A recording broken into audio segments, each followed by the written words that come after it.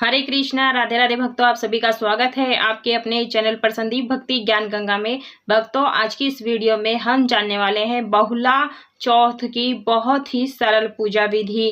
भक्तों, साथ में इसका महत्व और इससे संबंधित जो भी कथा है वह व्रत में हमें क्या खाना चाहिए, क्या नहीं खाना चाहिए, सारी बातें आज की इस वीडियो में हम चर्चा करेंगे। तो देखिए, भादव मास के कृष्ण पक्ष की चतुर्थी तिथि को बहुला चतुर्थी का व्रत पूजन किया जाता है। चतुर्थी तिथि गणेश जी को समर्पित होती है, तो इस दिन गणेश जी के साथ साथ में भगवान श्री कृष्ण का और गौ माता का पूजन किया जाता है। तो सुबह जो होता है वो सिंपल साधारण सी पूजा की जाती है, व्रत का संकल्प लिया जाता है। यह जो व्रत पूजन है सुहागन स्त्रियां करती हैं, अपनी संतान की रक्षा के लिए, उनकी लंबी उम्र के लिए करती हैं।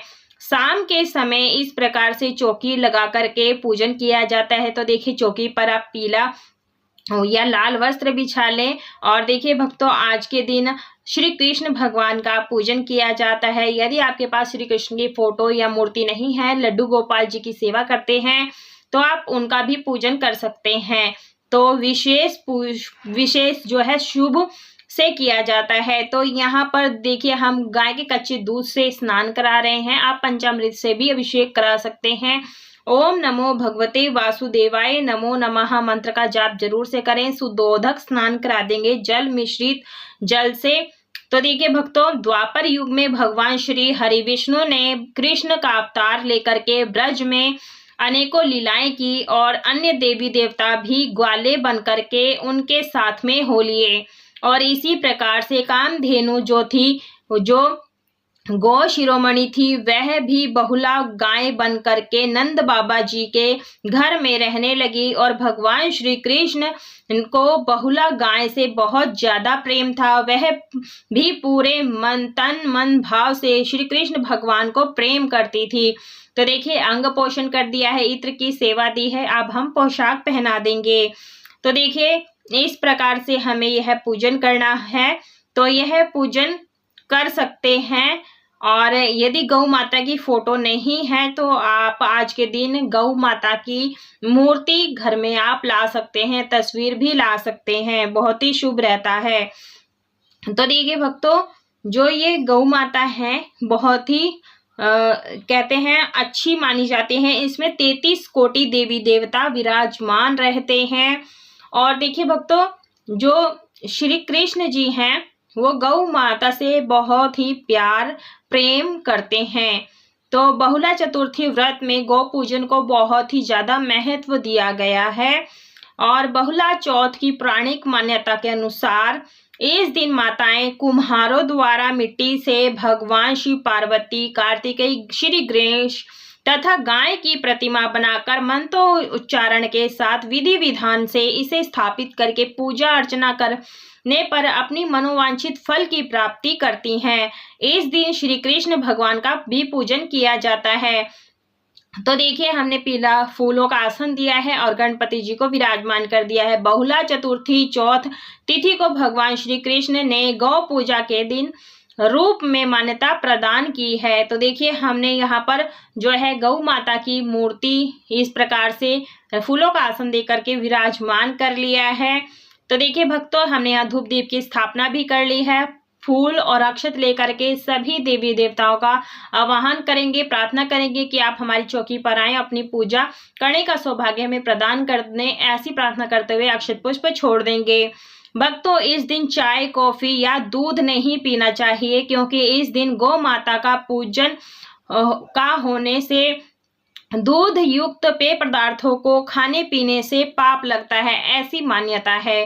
तो देखिए, हम जल गंगा जल से यहाँ पर शुद्धिकरण कर लेंगे, पवित्रीकरण कर लेंगे।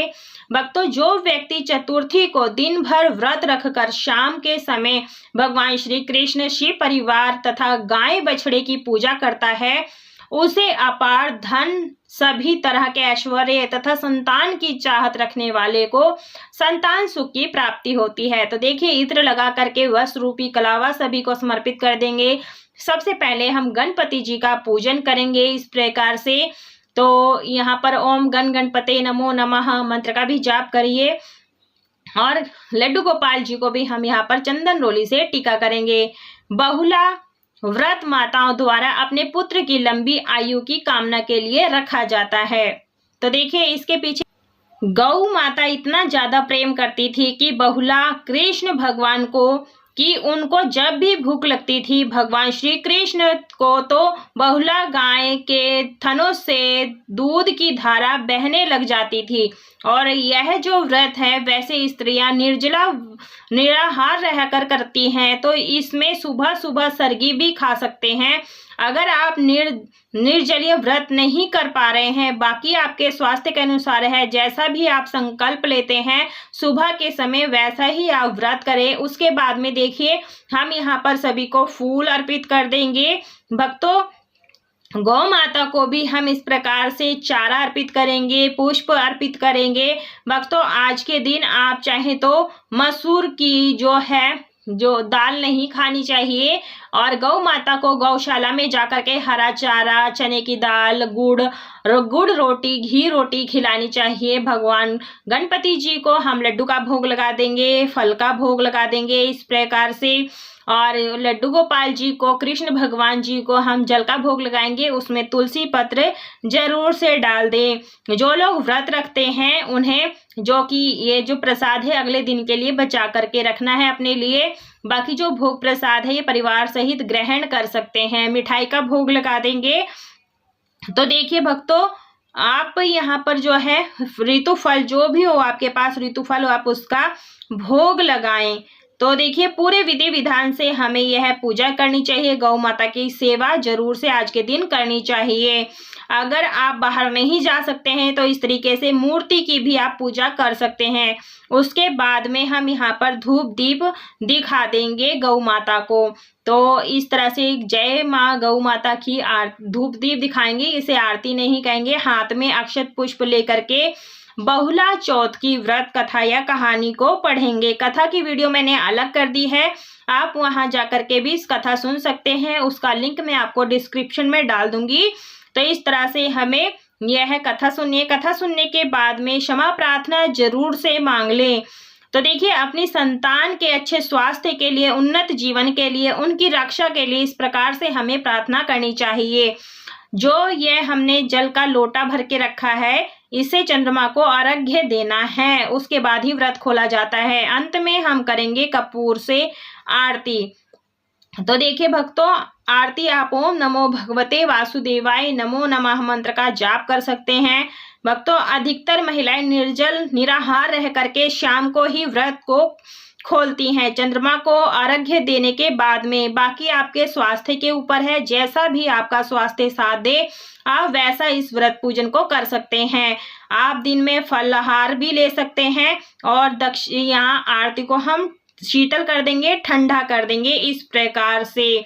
तो देखिए सभी चीजों को हमने प्रसाद के रूप में बांटना है और मिनसना है। मिनसने से जो भोग प्रसाद होता है भगवान सहज स्वीकार कर लेते हैं। तो सुबह के अगले दिन इस चौकी का विसर्जन किया जाएगा। बहुला चौथ की व्रत कथा जब भगवान विष्णु का कृष्ण रूप में अवतार हुआ तब इनकी लीला में शामिल होने के लिए देवी देवताओं ने भी गोपियों ग्वालों का रूप लेकर के अवतार लिया था। कामधेनु नाम की जो गौ माता माँ में श्री कृष्ण की सेवा का विचार आया और अपने अंश से बहुला नाम की गाय बनाकर नंद बाबा की गौशाला में ले आए। और बड़ा स्नेहित एक बार श्री कृष्ण के माँ में बहुत ही परी बहुला गाय की परीक्षा लेने का विचार आया। जब बहुला वन में चल रही थी तब भगवान श्री कृष्ण सिंह के रूप में प्रकट हो गए और गौ माता बनकर सामने खड़े। सिंह को देखकर बहुला गाय भयभीत हो गई, लेकिन हिम्मत करके सिंह से बोली, वनराज मेरा बछड़ा भूखा है, बछड़े को दूध पिलाकर मैं आपका आहार बनने वापस आ जाऊंगी। सिंह ने कहा कि सामने आए आहार को कैसे जाने दूं, वापस नहीं आई तो मैं भूखा ही मर जाऊंगा। बहुला ने सत्य और धर्म की शपथ लेकर के कहा कि मैं अवश्य वापस आऊंगी। बहुला की शपथ से प्रभावित होकर सिंह ने ऐसे ही वन में श्री कृष्ण बहुला को जाने दिया। बहुला अपने बछड़े को दूध पिला करके उसे दुलार करके वापस वन में आ गई। बहुला की सत्य निश्चित देखकर के भगवान श्री कृष्ण अत्यधिक प्रसन्न हुए और अपने वास्तविक रूप में आकर के कहा कि हे बहुला, तुम परीक्षा में सफल हुई। अब से भाद्रपद चतुर्थी के दिन गौ माता के रूप में तुम्हारी पूजा होगी और तुम्हारी पूजा करने वाले को धन संपत्ति और संतान की सुख की प्राप्ति होगी। तो इस प्रकार से हमने बहुला गाय की पूजा अर्चना करनी चाहिए और इस चौकी का विसर्जन हमें अगले दिन करना है। और शाम के समय चंद्रमा को, जैसे रात्रि में चंद्रमा उदय होते हैं, तो जल के लोटे से अर्घ्य देना है। उसके बाद में अपने व्रत का पारण करना है। और वीडियो पसंद आई है तो वीडियो को लाइक शेयर सब्सक्राइब जरूर से कीजिएगा। कमेंट बॉक्स में राधे राधे, जय माता दी।